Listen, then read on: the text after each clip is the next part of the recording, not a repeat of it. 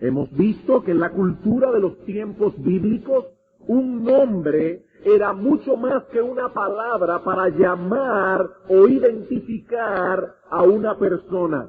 El nombre solía incluir todo lo que esa persona era como persona. Toda su reputación estaba encerrada en su nombre, y lo mismo ocurre con Dios. Su nombre es una revelación de sí mismo como creador y redentor, por lo que tomarlo con ligereza implica necesariamente una visión ligera de la persona de Dios. Exaltar el nombre de Dios es exaltar su persona. Tomarlo con ligereza como algo trivial y sin valor implica ver a Dios desde esa misma óptica, como si Él no fuese digno de ser reverenciado, como si Él no fuese digno de ser temido. Así que lo que está detrás de ese mandamiento es el honor, la reputación, la gloria de Dios y el temor reverente que todo esto debe producir en nosotros. Nuestro Dios es digno de ser temido y por lo tanto, al relacionarnos con Él, al hablar de Él, al pensar en Él, debemos hacerlo con reverencia. Es totalmente inapropiado tratar a Dios de otro modo que no sea reverentemente. En Apocalipsis capítulo 15 versículo 3, el apóstol Juan describe una visión que él vio en los cielos. Un grupo de santos ya perfeccionados que alababan a Dios. ¿Y qué decían estos santos en su alabanza? Grandes y maravillosas son tus obras, Señor Dios Todopoderoso. Justos y verdaderos son tus caminos, Rey de los santos. ¿Quién no te temerá, oh Señor, y glorificará tu nombre? ¿Quién no te temerá? Cuando ya perfeccionados contemplemos la grandeza y la majestad de Dios, comprenderemos, como hasta ese momento no habremos podido comprender, que ciertamente nuestro Dios es digno de ser temido, que es una locura no tener temor de Dios. Entendiendo por ese temor, como veíamos el domingo pasado, esa mezcla de admiración, reverencia, devoción, amor y gratitud que debemos a Dios por quien Él es.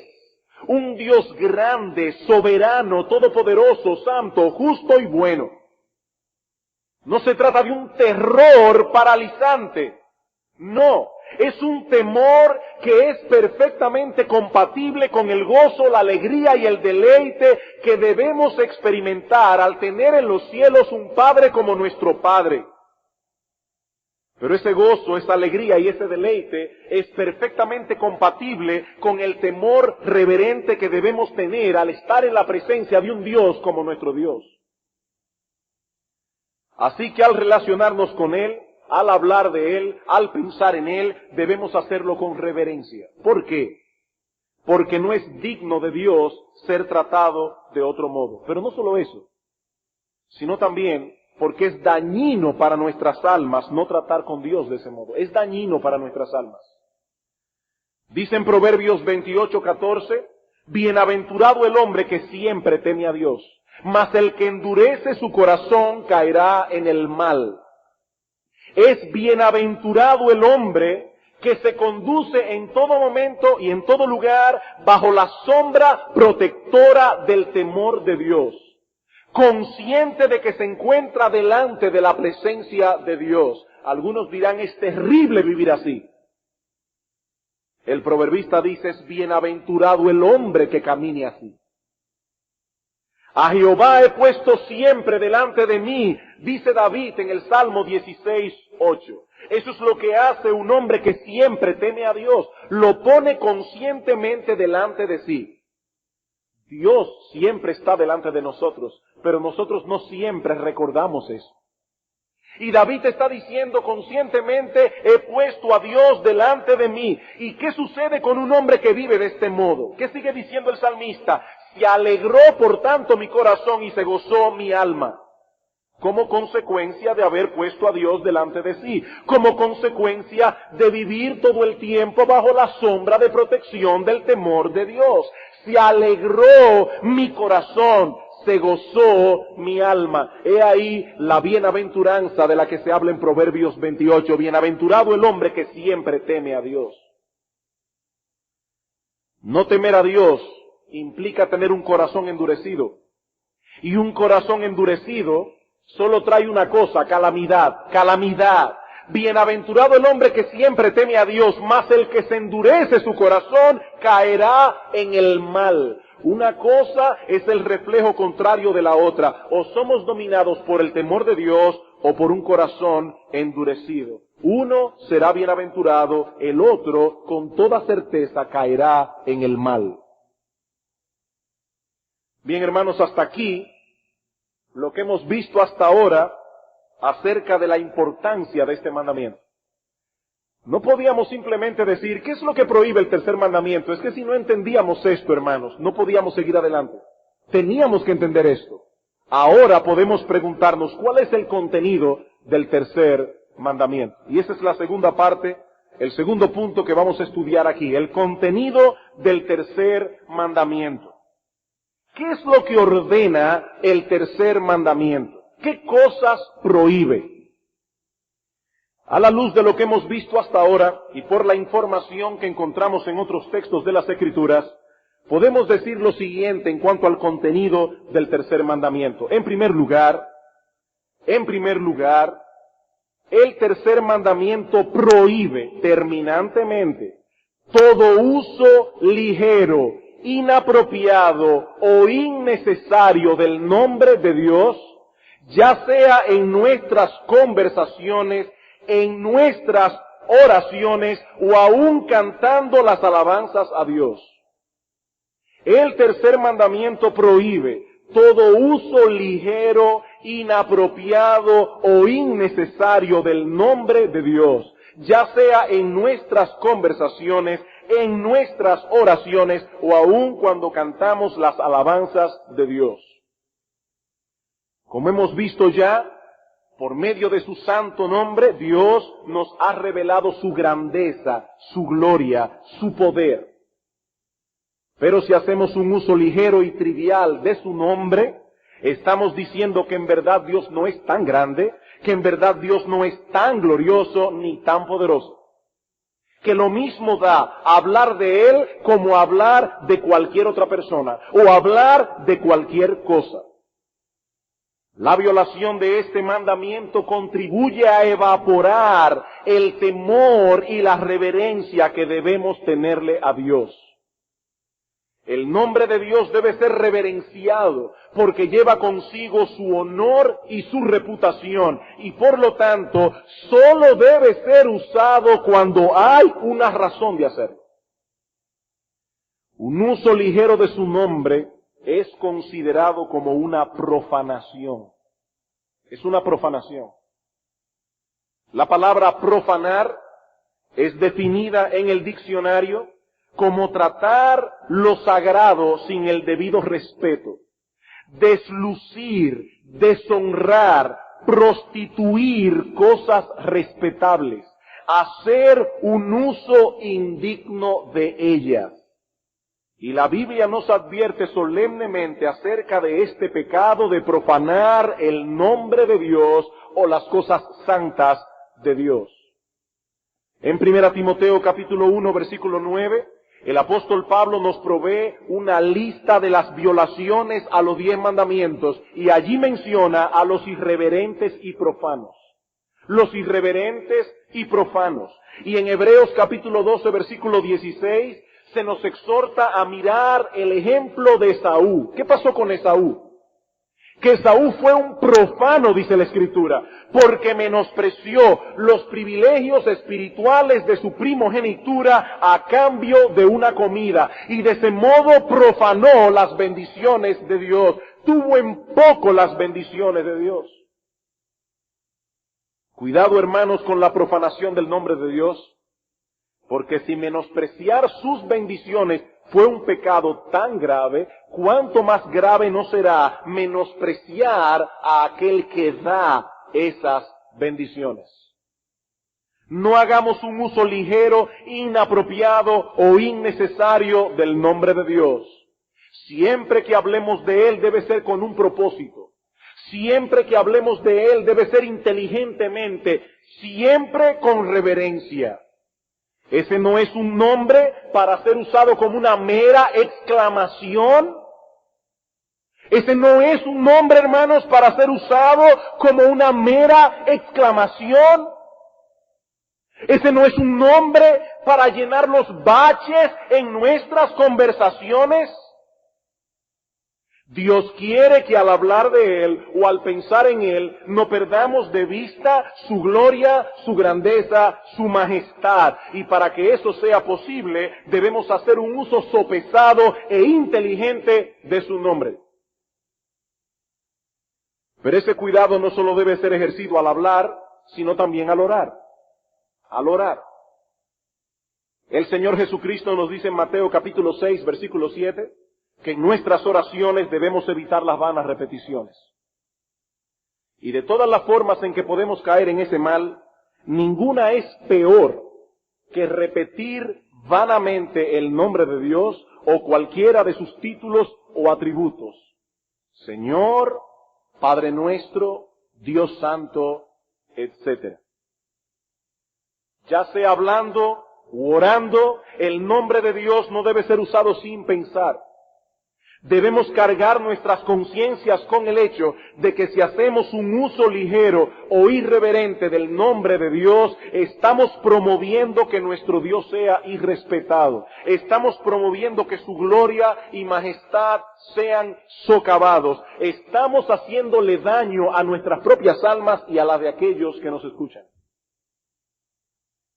Queridos hermanos, promovamos con nuestro hablar que nuestro Dios sea respetado.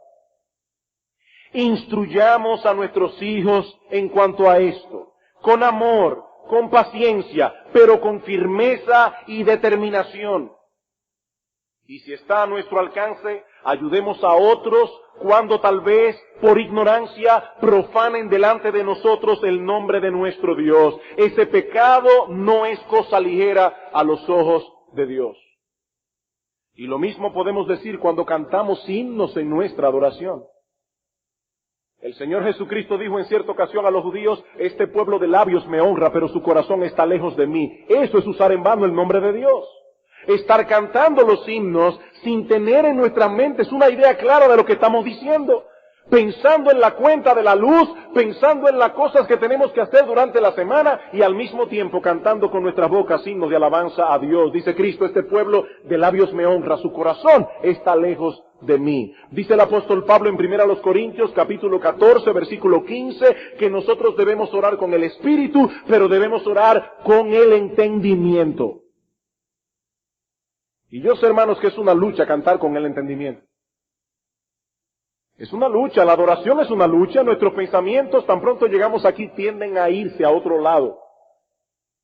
Pero nosotros debemos concentrarnos en lo que estamos haciendo. Para mí ha sido muy útil, muchas veces cuando estoy cantando himnos, recordar Apocalipsis capítulo 5, aquel mar de vidrio, todos los seres angelicales cantando alabanzas a Dios, y me imagino delante del trono de Dios cantando alabanza en su misma presencia. Es importante, hermanos, porque podemos tomar el nombre de Dios en vano cantando himnos de alabanzas a Dios. En segundo lugar, el tercer mandamiento prohíbe que el nombre de Dios sea usado para promover la falsedad y la mentira en cualquiera de sus manifestaciones. El tercer mandamiento prohíbe que el nombre de Dios sea usado para promover la falsedad y la mentira en cualquiera de sus manifestaciones. Dice en Levítico capítulo 19 en el versículo 12, y no juraréis falsamente por mi nombre, profanando así el nombre de tu Dios, yo Jehová. Si hacer un uso ligero del nombre de Dios es una profanación, es un pecado, ¿cuánto más pecaminoso no será hacer de su nombre un instrumento para promover la falsedad y la mentira? Jurar falsamente en el nombre de Dios es una profanación de su nombre. Eso es lo que se conoce como perjurio. Perjurio. Una falta seria aún delante de los hombres. El puritano Thomas Boston define el perjurio como una falsedad confirmada por un juramento. Eso es perjurio. Una falsedad confirmada por un juramento. Y esta es una falta tan grave que en estos momentos, en estos mismos instantes, el presidente de la nación más poderosa del mundo podría ser destituido si se demuestra que además de haber sido un adúltero, también cometió perjurio. Y si esa falta es grave a los ojos de Dios, de los hombres, podemos estar seguros de que es muchísimo más grave a los ojos de Dios. Alguien ha dicho que el perjurio es el abuso más grande y más notorio del nombre de Dios. ¿Qué pecado puede ser más grande, dice este hombre, que llamar a Dios como testigo de nuestra mentira? Dios es verdad y estamos llamando a Dios como testigo de nuestra mentira. Pocas cosas pueden ser tan perversas como valerse del nombre de Dios para hacer creer a otros algo que no es cierto. Pero esto no solo es hecho cuando juramos falsamente, sino también cuando hacemos uso del nombre de Dios en nuestras conversaciones para dar una falsa impresión de piedad. Para dar una falsa impresión de piedad. En Lucas capítulo 6, versículo 46, el Señor Jesucristo hace esta pregunta: ¿por qué me llamáis Señor, Señor, y no hacéis lo que yo digo? Aquí tenemos a un grupo de personas que no tiene el menor interés de hacer la voluntad de Cristo revelada en su palabra. No están dispuestos a luchar en contra de los deseos pecaminosos que batallan contra el alma, y sin embargo, frecuentemente se refieren a Cristo como su Señor. Ah, el Señor esto. Ah, el Señor aquello. Mi Dios, mi Dios. Y de este modo transmiten una falsa impresión. Lo que en verdad son no se compadece con lo que dicen. Ahora sabemos que todo creyente verdadero tiene una lucha para hacer la voluntad de Dios. Y que en ocasiones son vencidos en medio de la lucha. Y eso no los hace indignos de llamar a Cristo Señor. Ellos están inmersos en la batalla de la fe y están peleando del lado de Dios. El que sean heridos a veces y por momentos vencidos no los sitúa en el bando del enemigo. Pero estos hombres de quienes Cristo habla aquí no están interesados en la santidad. Poco les importa si violan o no violan los mandamientos de Dios. Son el tipo de personas que dicen, pero tampoco podemos ser tan quisquillosos. Poco les importa. Pero cuando los escuchamos hablar, cualquiera se llevaría la falsa impresión de que son fervientes y celosos de las cosas de Dios por las veces que en sus conversaciones hacen uso de su nombre. ¿Por qué me llamáis Señor, Señor, si no hacéis lo que yo digo? Esa es una violación del tercer mandamiento. Eso es usar el nombre de Dios en vano. Es acerca de estos hombres que Pablo advierte en 2 Timoteo capítulo 3, versículo 5. Pablo dice que hay hombres que tendrán apariencia de piedad, pero negarán la eficacia de ella. Uno los oye hablar y los compra. Tendrán apariencia de piedad, pero negarán la eficacia de ella. Así que este mandamiento prohíbe todo uso ligero, inapropiado o innecesario del nombre de Dios. En segundo lugar, prohíbe que el nombre de Dios sea usado para promover la falsedad y la mentira. En tercer lugar, este mandamiento prohíbe tomar con ligereza la palabra de Dios. Este mandamiento prohíbe tomar con ligereza la palabra de Dios. Nuestro Dios se ha revelado a través de su palabra. Y por lo tanto, menospreciar su voluntad revelada es menospreciarle a Él mismo. Y respetar e irreverenciar la palabra de Dios es irrespetar e irreverenciar el nombre de Dios. Deuteronomio capítulo 28. Deuteronomio capítulo 28.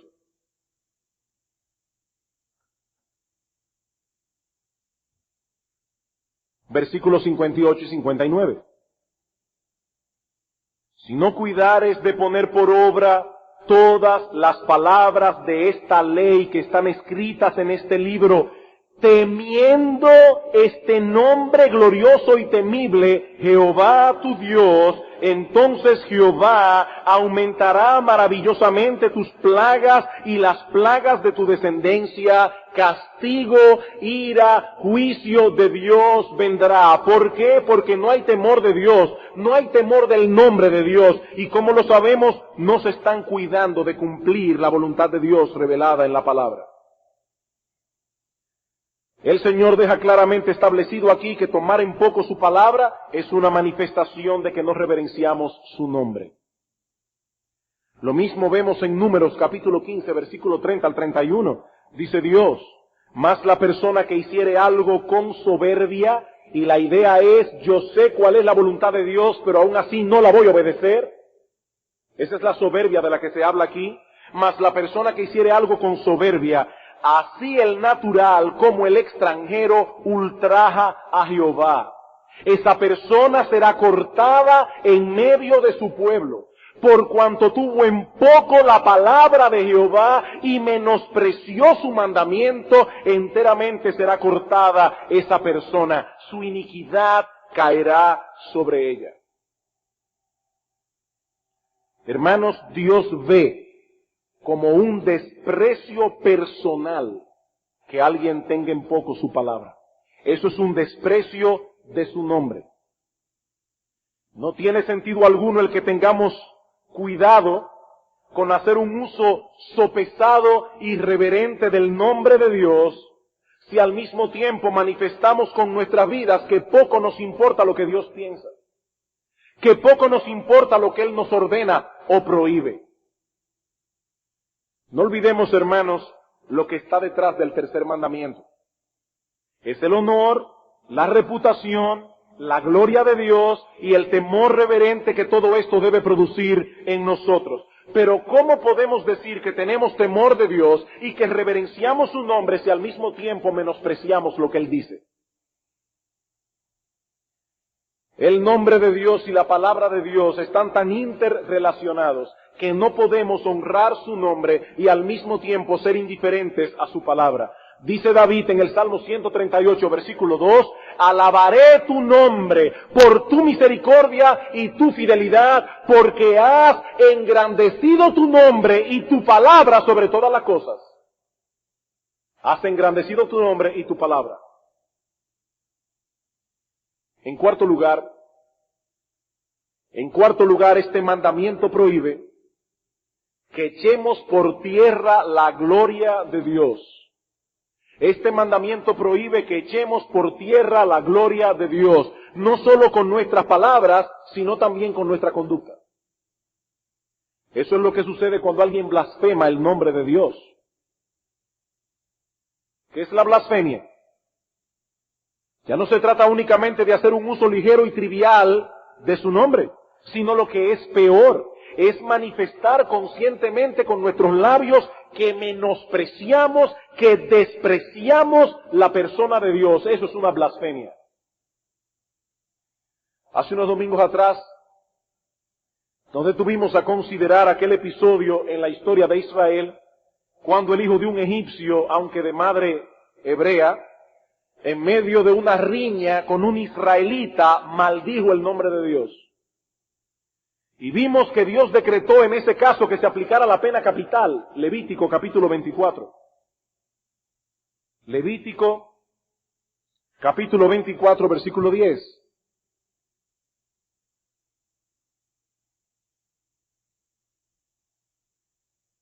Hasta el versículo 16. En aquel tiempo el hijo de una mujer israelita, el cual era hijo de un egipcio, salió entre los hijos de Israel, y el hijo de la israelita y un hombre de Israel riñeron en el campamento. Y el hijo de la mujer israelita blasfemó el nombre de Dios y maldijo. Entonces lo llevaron a Moisés, y su madre se llamaba Selomit, hija de Dibri, de la tribu de Dan, y lo pusieron en la cárcel hasta que le fuese declarado por palabra de Jehová. Y Jehová habló a Moisés diciendo, saca al blasfemo fuera del campamento, y todos los que le oyeron pongan sus manos sobre la cabeza de él, y apedréelo toda la congregación. Y a los hijos de Israel hablarás diciendo, cualquiera que maldijere a su Dios, llevará su iniquidad, y el que blasfemare el nombre de Jehová ha de ser muerto. Toda la congregación lo apedreará, así el extranjero como el natural, si blasfemare el nombre que muera. Los gobiernos hoy día no aplican pena capital para nadie que maldiga ni blasfeme el nombre de Dios. Pero hermanos, eso no significa de ningún modo que Dios ve ese pecado con menos seriedad que lo que lo veía en el Antiguo Testamento. No, hermanos, el maldecir y el blasfemar, algo que se ha hecho muy común en el día de hoy a través del cine, a través de los medios de comunicación, ese pecado sigue siendo grave a los ojos de Dios. Primera a los Corintios, capítulo 5.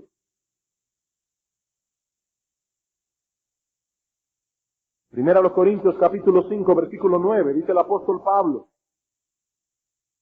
Os he escrito por carta que no os juntéis con los fornicarios. Ahora, no absolutamente con los fornicarios de este mundo, o con los avaros, o con los ladrones, o con los idólatras, pues en tal caso habría que irse a vivir a la luna. Sería necesario salir del mundo.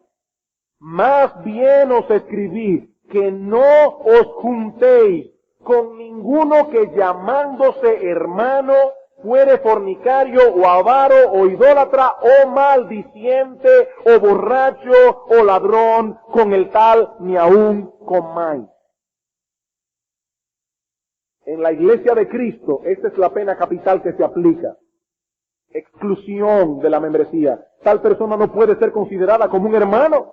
No lo vamos a apedrear, obviamente. Pero sí se le va a aplicar esa disciplina capital. Una persona así no puede ser miembro de una iglesia. Primero a los Corintios 6, versículo 9. ¿No sabéis que los injustos no heredarán el reino de Dios? No erréis, ni los fornicarios, ni los idólatras, ni los adúlteros, ni los afeminados, ni los que se echan con varones, ni los ladrones, ni los avaros, ni los borrachos, ni los maldicientes, ni los estafadores heredarán el reino de Dios. Hermanos, Dios no ha cambiado su forma de pensar con respecto a la blasfemia. Claro, no nos imaginamos a un verdadero creyente blasfemando y maldiciendo el nombre de Dios. Sin embargo, es posible que aquellos que profesan la fe se comporten de tal manera en un momento dado que provoquen que el nombre de Dios sea blasfemado por otros. Eso fue lo que sucedió cuando David pecó con Betsabé.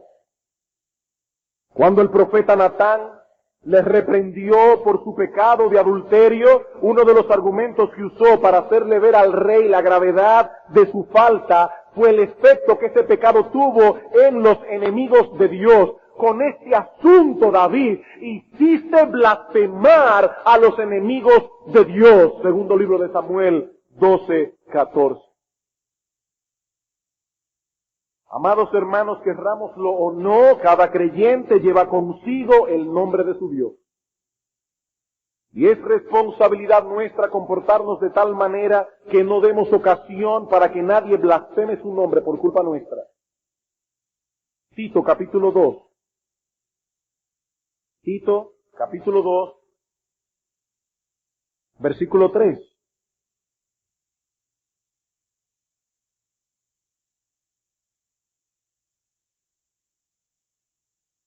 Las ancianas asimismo sean reverentes en su porte, no calumniadoras, no esclavas del vino, maestras del bien, que enseñen a las mujeres jóvenes a amar a sus maridos y a sus hijos, a ser prudentes, castas, cuidadosas de su casa, buenas, sujetas a sus maridos. ¿Para qué? Para que la palabra de Dios no sea blasfemada.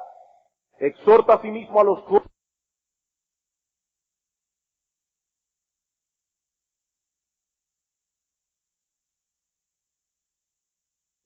Exhorta a los siervos a que se sujeten a sus amos, que agraden en todo, que no sean respondones, no defraudando, sino mostrándose fieles en todo, para que en todo adornen la doctrina de Dios, nuestro Salvador. Hermanos, ¿cuál es el énfasis de Pablo aquí? Que la palabra de Dios no sea blasfemada, que el adversario no tenga nada malo que decir de vosotros, que en todo adornen la doctrina de Dios, nuestro Salvador. Siempre se hablará contra los creyentes. Y Cristo pronuncia una palabra de bienaventuranza cuando digan toda clase de mal contra vosotros, mintiendo. Pero debemos procurar que todo cuanto se diga de nosotros en contra nuestra sea mentira. Como dice el apóstol Pedro en su primera carta, así que ninguno de vosotros padezca como homicida, o ladrón, o malhechor, o por entremeterse en lo ajeno. Fulano dice que es cristiano, pero es un chismoso. Habla de todo el mundo. Eso es blasfemar el nombre de Dios. Por entremeterse en lo ajeno. Que ningún cristiano padezca por estas cosas, dice Pedro, pero si alguno padece como cristiano, no se avergüence, sino glorifique a Dios por ello. ¿Cómo pueden ver, hermanos? El enfoque que hemos tenido hasta ahora del tercer mandamiento es completamente negativo. Todo lo que el mandamiento prohíbe. De hecho, el mandamiento mismo fue dado como una prohibición. No tomarás el nombre de Jehová tu Dios en vano. Si queremos interpretar adecuadamente este mandamiento, no debemos enfocarlo únicamente en su aspecto negativo. Hace unos meses atrás estudiamos algunos principios, hace mucho ya, para la correcta interpretación del Decálogo. Principios que fueron extraídos de la misma palabra de Dios. Principios que tanto Cristo como los apóstoles usaron para explicar el significado de los 10 mandamientos. Y uno de esos principios era este. Cuando un deber es mandado en el Decálogo, la acción contraria es prohibida. Y cuando algo es prohibido, el deber contrario es mandado. Pastor, eso es un trabalengua. No es tan complicado. Se trata de un principio muy sencillo. Permítame ilustrarlo con un ejemplo. Mateo capítulo 21, y creo que lo van a entender al ver el ejemplo. Mateo capítulo 21. Repito el principio otra vez. Cuando un deber es mandado en el Decálogo, por ejemplo, honra a tu padre y a tu madre, eso es un deber. La acción contraria a ese deber es prohibida. Y cuando algo es prohibido, no matarás, por ejemplo, o no tomarás el nombre de Dios en vano, el deber contrario es mandado. Por ejemplo, en Mateo capítulo 5, en el versículo 21, Jesucristo va a exponer el significado del sexto mandamiento. Oísteis que fue dicho a los antiguos, no matarás. Pero los fariseos le añadían esta coletilla, y cualquiera que matare será culpable de juicio. Y de ese modo ellos limitaban el sexto mandamiento a la acción física de quitarle la vida a otro. Cristo dice no, el sexto mandamiento es mucho más amplio. Versículo 22.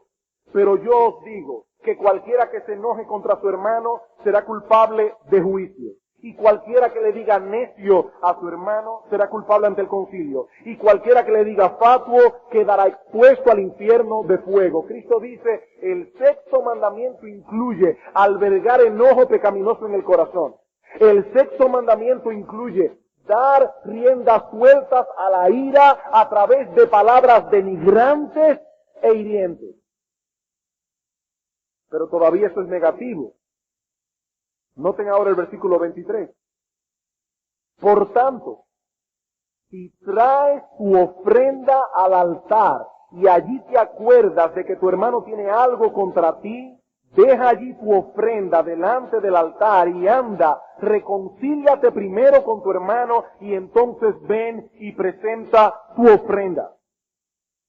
En otras palabras, el sexto mandamiento no solo prohíbe el homicidio y el enojo pecaminoso, sino que también nos manda procurar la paz y la reconciliación. El mandamiento es dado como una prohibición, pero incluye necesariamente un aspecto positivo. Es así como debemos interpretar los 10 mandamientos. Por lo tanto, no debemos limitarnos a preguntar qué es lo que el tercer mandamiento prohíbe, sino que también debemos preguntarnos qué es lo que el tercer mandamiento nos ordena hacer. El Catecismo Menor de Westminster responde esta pregunta de la siguiente manera. El tercer mandamiento exige el uso santo y reverente de los nombres, los títulos, los atributos, las ordenanzas, la palabra y las obras de Dios. Ese es el punto a donde nos lleva el mandamiento positivamente, a mostrar respeto y reverencia por la persona de Dios, y escuchen bien hermanos, y por las cosas santas de Dios. Podemos resumir el deber positivo encerrado en el tercer mandamiento con las palabras de David en el Salmo 29. Salmo 29, versículos 1 y 2. ¿Cuál es el deber positivo encerrado en el tercer mandamiento? Dice David en el Salmo 29, tributad a Jehová, oh hijos de los poderosos, dad a Jehová la gloria y el poder. Dad a Jehová la gloria debida a su nombre. Adorad a Jehová en la hermosura de la santidad. He ahí, hermanos, el deber positivo. Debemos dar a Dios la gloria debida a su nombre. Una persona aquí puede decir, bueno, de ahora en adelante no haré ninguna referencia a Dios en mi conversación. De ahora en adelante cero mencionar a Dios en mis conversaciones. Y así no tomaré su nombre en vano. Es que esa no es la idea que el mandamiento comunica. De hecho, las Escrituras describen al piadoso como aquel que invoca y proclama el nombre de Dios. Los verdaderos creyentes no pueden sacar a Dios de su conversación, eso es imposible. Creí por lo cual hablé. Dice la Biblia que de la abundancia del corazón habla la boca. Si nuestro corazón está lleno de Dios, no podemos dejar de hablar de Dios. Pero Dios demanda que sopesemos cuidadosamente su gloria y que actuemos en consecuencia. Nuestro Dios es digno de ser temido y reverenciado. Consecuentemente, todo aquello que tenga que ver con su persona, con su reino, con su adoración, con su palabra, con su iglesia, debe ser usado, tratado reverentemente. Esa es la idea que transmite el autor de los Hebreos en Hebreos capítulo 12, versículo 28. Así que, recibiendo nosotros un reino inconmovible, tengamos gratitud y mediante ella sirvamos a Dios agradándole con temor y reverencia. Sirvamos a Dios agradándole con temor y reverencia. Hermanos, esa es la razón por la que hacemos tanto hincapié en la reverencia que debemos tener en el culto de adoración. Esa es la razón. Es por eso que decimos, lleven a los niños al baño durante el receso.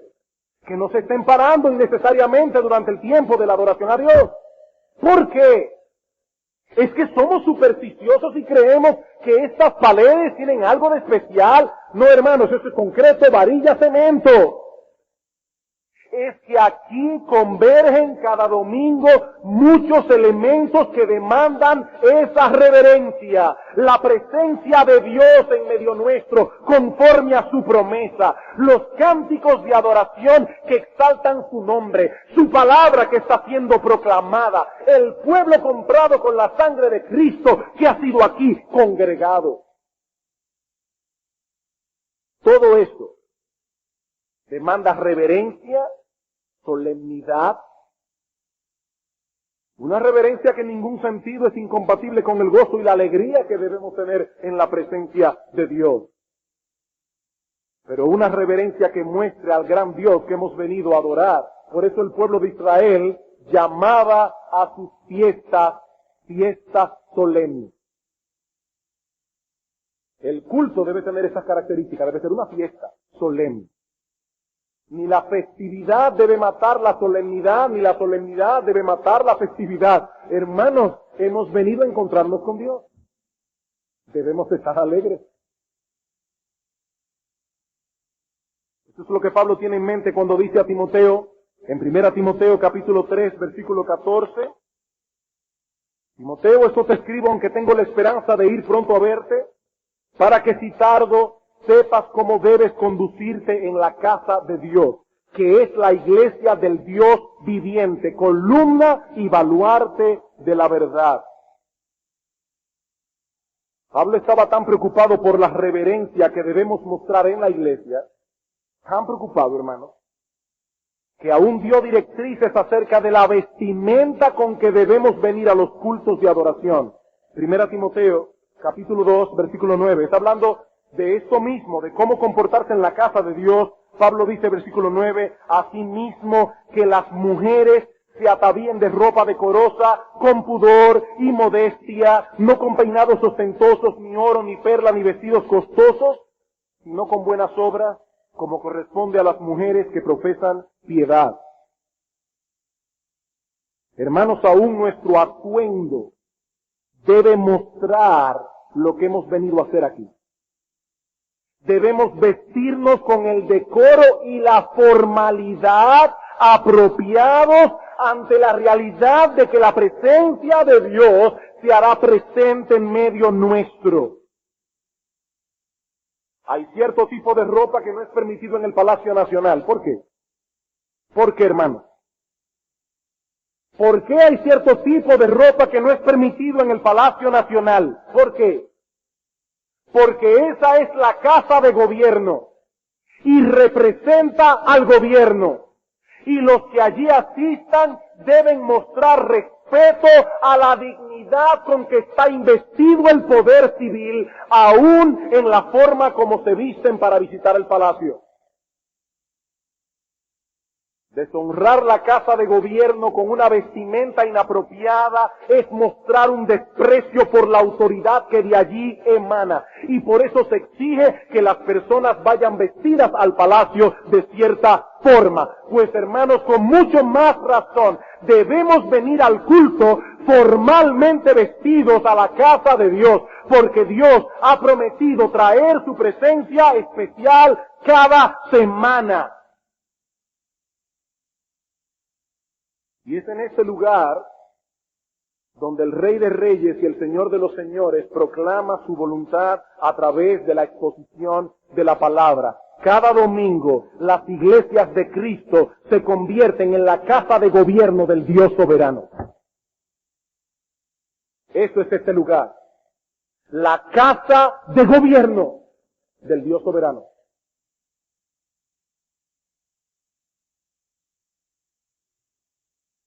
Ahora noten, hermanos,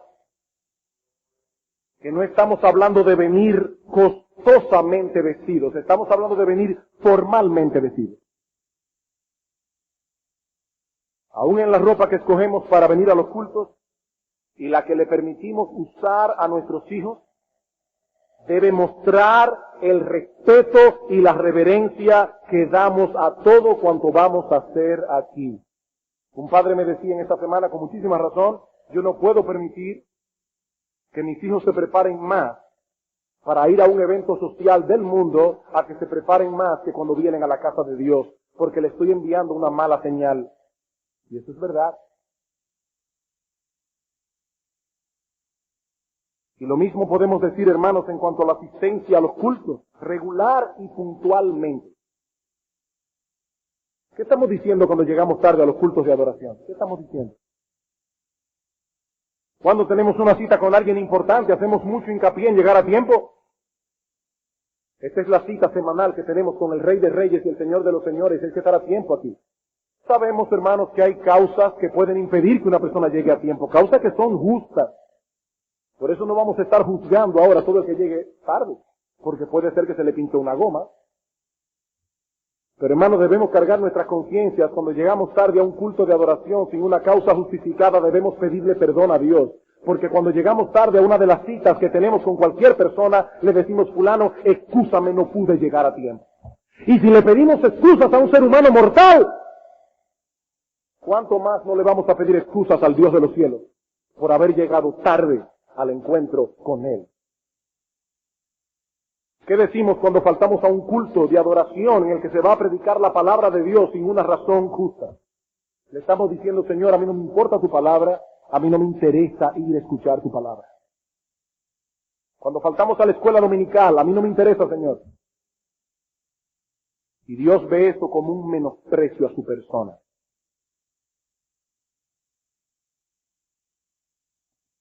No debemos tomar el nombre de Dios en vano. Debemos más bien dar a Dios la gloria debida a su nombre. De las iglesias de Cristo se debe decir lo mismo que dice el salmista en el Salmo 29:9. En su templo todo proclama su gloria. Así se debe decir de toda iglesia del Señor. En su templo todo proclama su gloria. Todo, hasta la forma en que se viste esa gente, el orden del culto, todo proclama su gloria. Esa era la preocupación de Pablo cuando le dice, Timoteo, yo tengo la esperanza de ir a verte, pero quiero que si tardo tú sepas cómo debes conducirte en la casa de Dios, y por eso te escribo esta carta. Es la casa de Dios, Timoteo. Es la casa de Dios. Es la casa de Dios.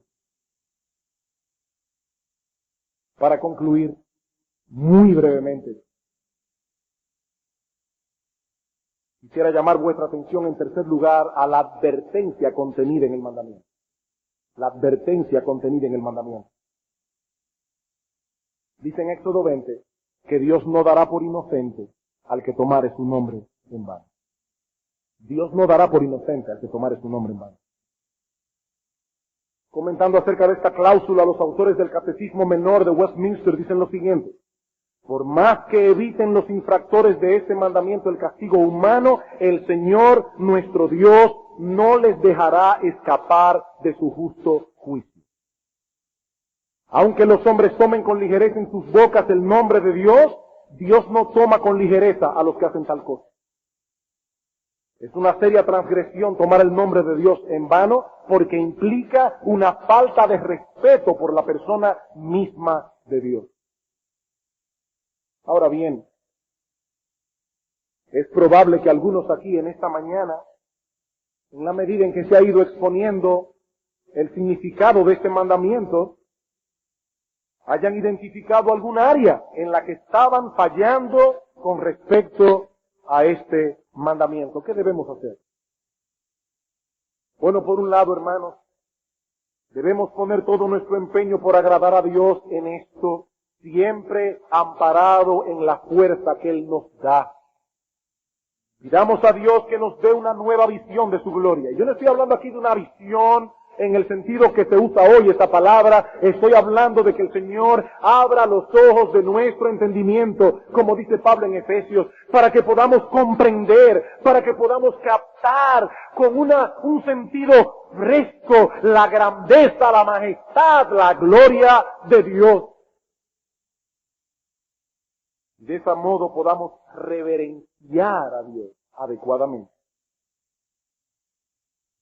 Pero también, hermanos, debemos recordar, si nos hemos sentido convictos de pecado, que en Cristo hay perdón. Debemos recordar que en Cristo hay perdón. Cuando arrepentidos venimos a Él pidiendo perdón.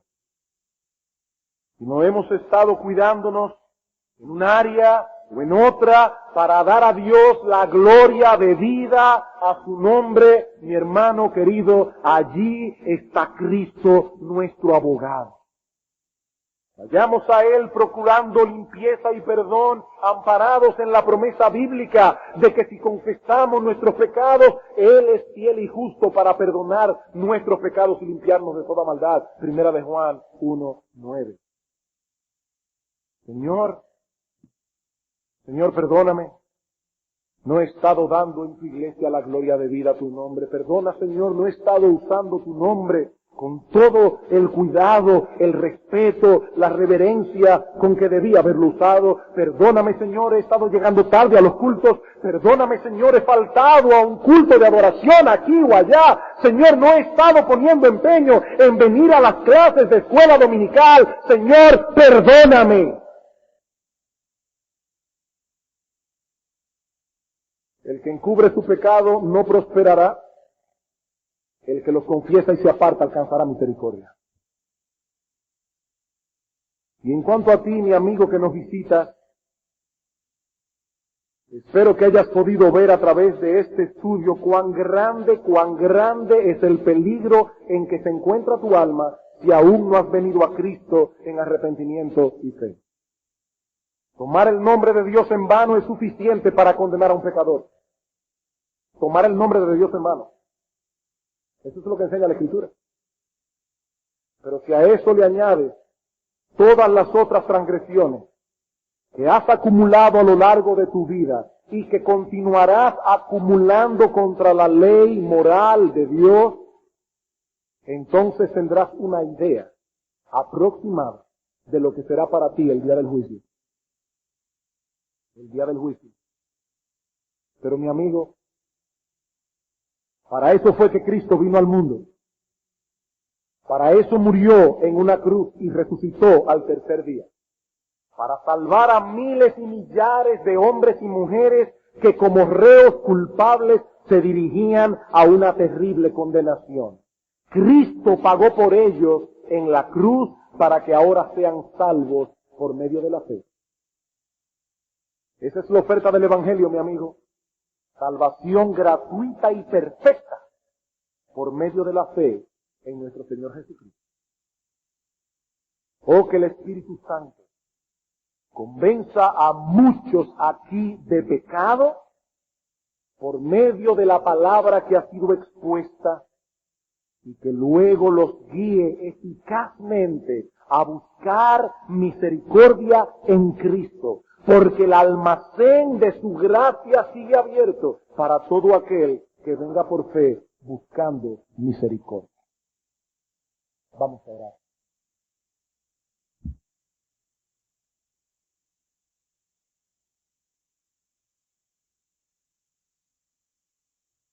Amante Padre que estás en los cielos,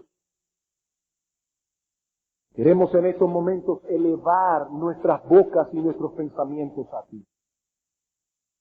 Señor, hemos estado orando a lo largo de toda esta semana por este sermón. La iglesia ha orado por el predicador. Ahora pedimos otra vez, pero ahora para que tú apliques con poder esta palabra en el corazón de cada uno. Señor, aquí hay muchos en esta mañana con sus conciencias heridas. Oh Dios, guíalos a buscar perdón en Cristo. Pero hay otros, oh Señor, que aún no te conocen. Hay otros que no pueden invocarte por Padre. Te pedimos, oh bendito Rey, que tú uses esta palabra que ha sido expuesta, no solo para convencerlos de pecado, sino también para traerlos humillados a los pies de Jesucristo. Oh Señor, que muchas almas en este día aquí sentadas encuentren el perdón total de sus pecados por medio de la fe y el arrepentimiento.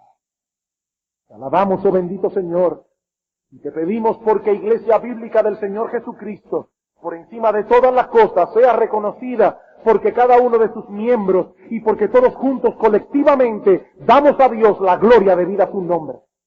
Oh Señor, que de esta iglesia se pueda decir que en este templo todo proclama tu gloria. Alabado seas, oh bendito Señor, en el nombre precioso, glorioso, majestuoso y grande de nuestro gran Dios y Salvador Jesucristo. Amén.